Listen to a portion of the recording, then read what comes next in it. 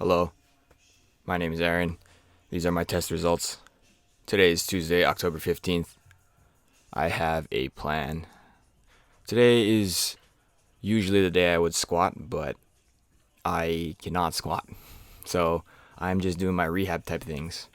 And to start off, I will do the McGill Big Three. And the first movement is called the curl up.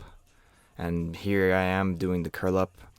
There are a lot of different kind of sets and like time to do them for. You can also do them for reps and whatnot, but I'm just doing them until I feel a little bit more fatigued. I think that I could benefit from being a little bit more regimented, but I'm just trying to feel things out and figure out what specifically is making it possible for me to move normally. And I learned a lot today. I learned a shit ton today. So the first movement is called the curl up. Second movement here is a side plank. There are a ton of variations that you can do for the side plank. This is one of the easier ones to do. And then I lift my leg up and then it becomes a lot harder to do that. And then the third movement is the bird dog. But I actually have I do the cat camel before the bird dog. I think that it's advisable to do the cat camel before you do everything, but I do it almost always right before the bird dog because I'm in quadruped for the bird dog, so then I can just do the cat camel right here, and that's what this is. If you do the cat camel before you do the curl up, then yeah, that's fine. It's more of a warm up type stretch thing, whereas the McGill 3 kind of tackles lots of different things, but it mostly kind of engages your core and kind of activates your core to the best of your ability in very controlled situations. And then once you get to the bird dog, essentially, the curl up is step one, it's phase one of activating your core. Side plank is a little bit more difficult to do, and then the bird dog is one of those where if you can activate your core with movement, then things start to work a little bit better in I guess sport. After that, I was trying to figure out what would happen if I just get my hips to be a little bit more active. So literally just push out with my glutes a little bit more. So that little hip hinge was fine. So that means that if I can get my hips to be a little bit more active, then I can bend over no problem. And so this right here, this is, lots of people call it different things, but this is I do this here, little single leg, and then I do this, which is a hip airplane, I think is what certain things I've read call it.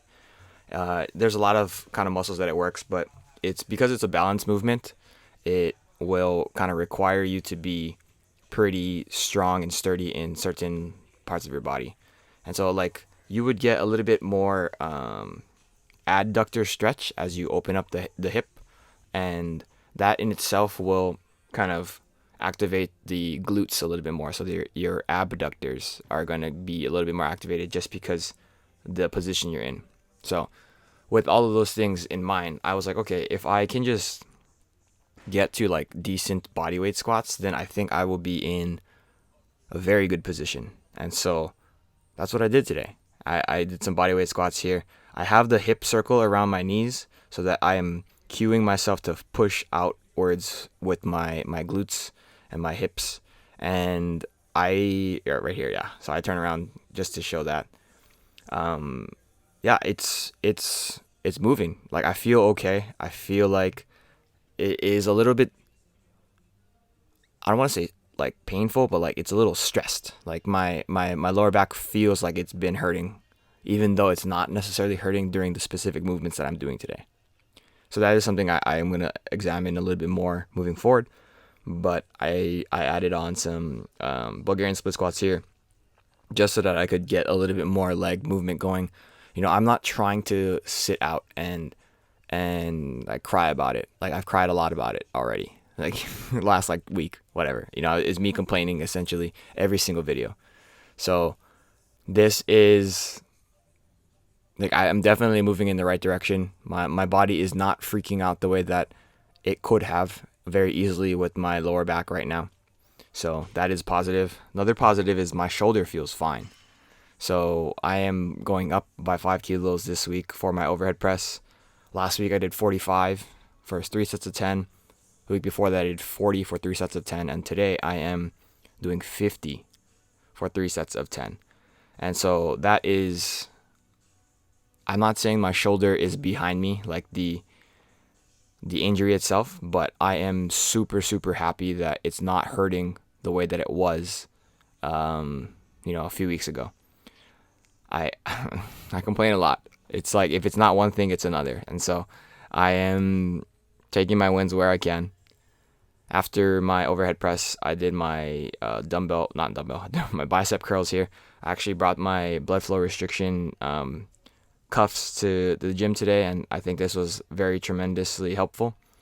And then after that, I did some GHD hamstring curls. I don't think that my glutes are activated the way I wanted them to be. Like you'll see here that there's a certain point where I'm just trying to like force them to be pushing, like squeezing. Right here, yeah, right here. So I'm like, I like that kind of sensation of touch allows you to really like fixate on that position on your body. So that's something I'm gonna try to work on. We'll see what happens in the next coming days, but today was definitely a success as far as movement goes. But yeah, that's it for today. Thank you for watching. Like, comment, and subscribe. Shoots.